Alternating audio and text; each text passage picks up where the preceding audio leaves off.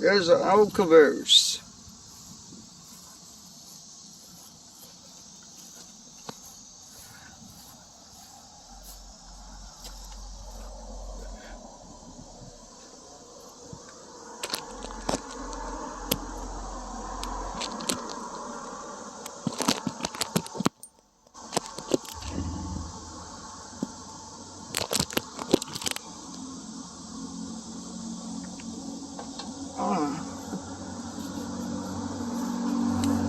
Yeah.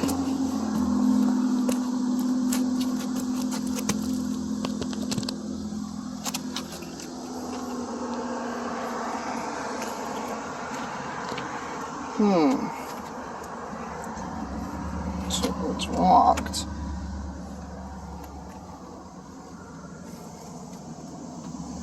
An old railroad track.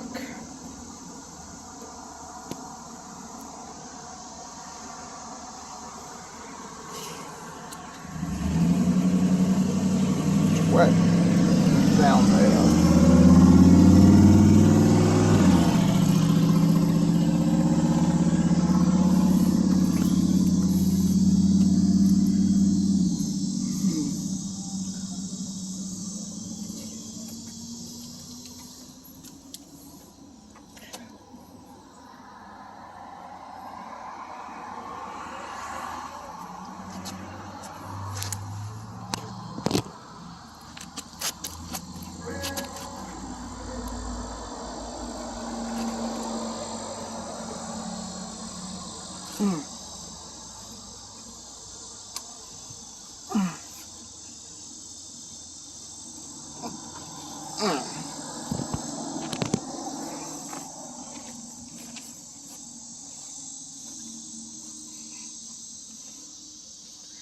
Let's go to this other side.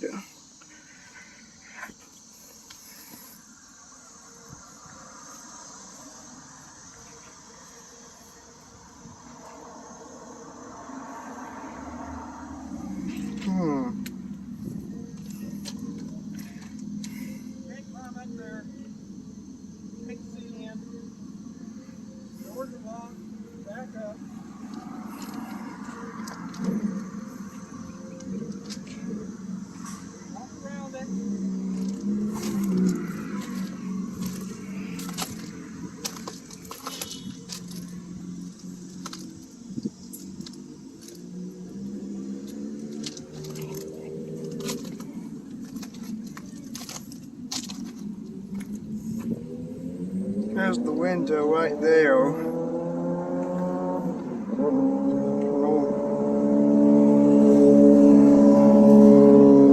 There's something, 647. It's like, so that means June 1947. No.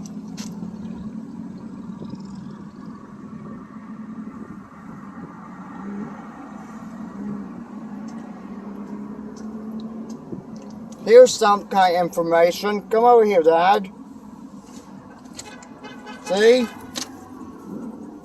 Well, if you look closely, June 1947. Okay, you're probably right. Right there. It's a 6-47. I mean, Okay. June 1947. Okay, back up, come over here, back up and take a picture of the whole thing. Come over here. Let's see what this one says.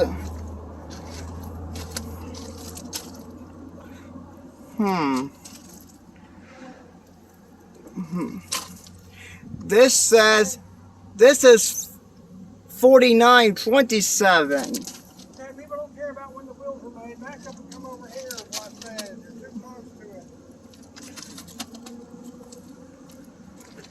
it. An old caboose. Information about trains. Come over here.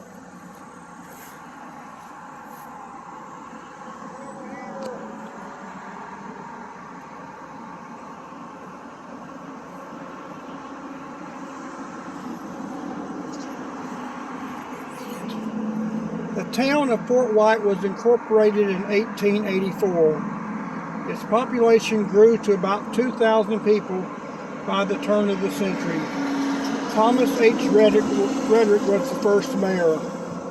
The town had no paved or graded roads. Instead, county commissioners appointed local men to maintain the dirt roads.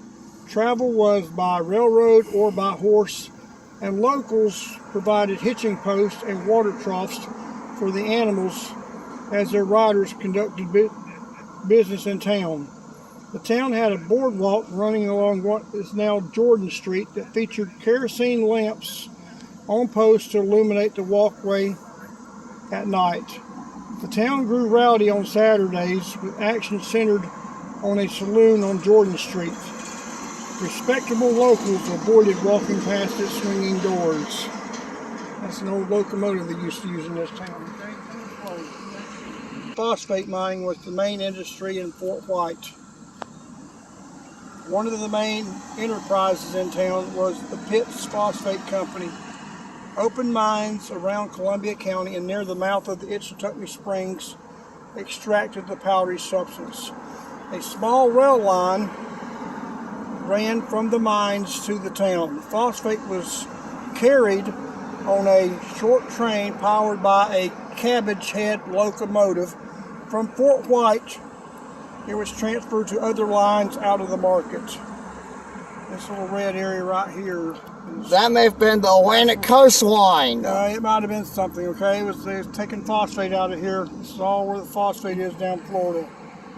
But Blue phosphate and the red phosphate down here close to 1800s would have been the Atlantic that's coastline. phosphate in Polk County, the red area right there, way down there. And we're up here.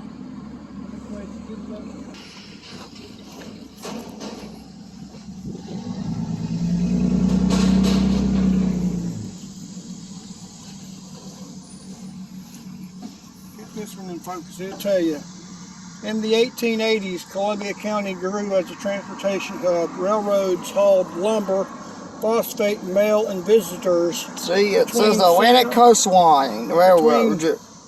Between St. Augustine over here and Pensacola way out there to the other side of Florida. In 1888, the Atlantic coastline built a small line between Lake City and Fort White. Passengers could disembark in Lake City and connect to Jacksonville, New Orleans, and Atlanta. The population of Columbia County grew from 7,335 people in 1870 to 9,589 people in 1880. And by 1880, the population reached over 12,000. New enterprises were begun in cotton knitting along with established businesses in phosphate and timber. This area has lots of trees and lots of phosphate. We use wood and phosphate.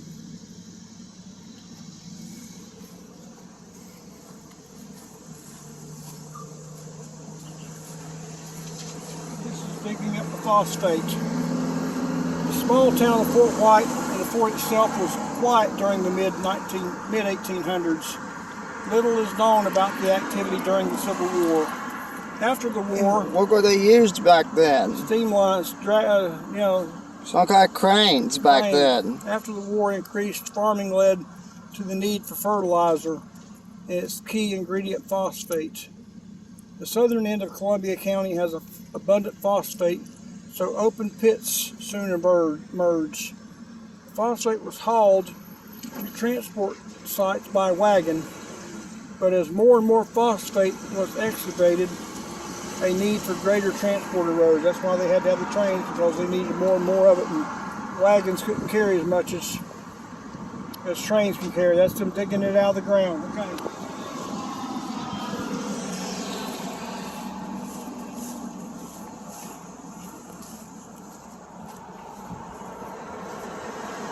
In the 1830s, conflicts between white settlers and the Seminoles turned increasingly violent.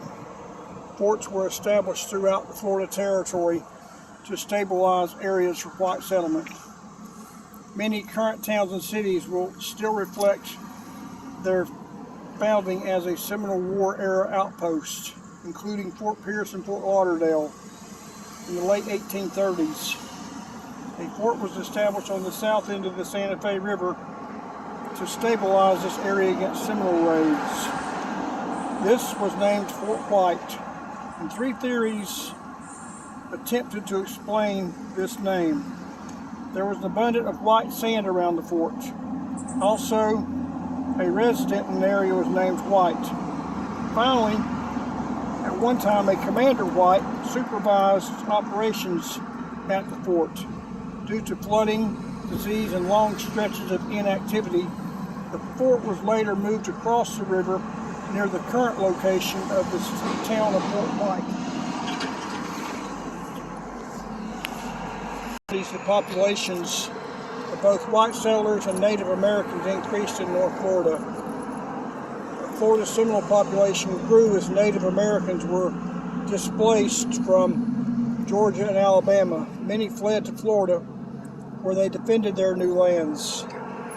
Once Florida became a territory in 1822, settlers flocked to the area where they sought farmland. The American government showed great interest in Florida as it funded the Bellamy Road, built by slave labor between 1824 and 1826 to connect St. Augustine and Tallahassee. The road intersected the Santa Fe River near present-day Olino State Park, and this encouraged more settlements in the area.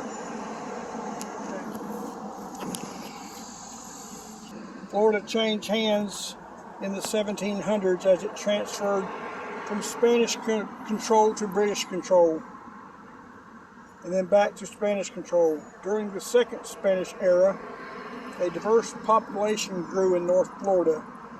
These residents included escaped slaves, British loyalists who resisted the American Revolution, and Native Americans who migrated from Georgia and Alabama.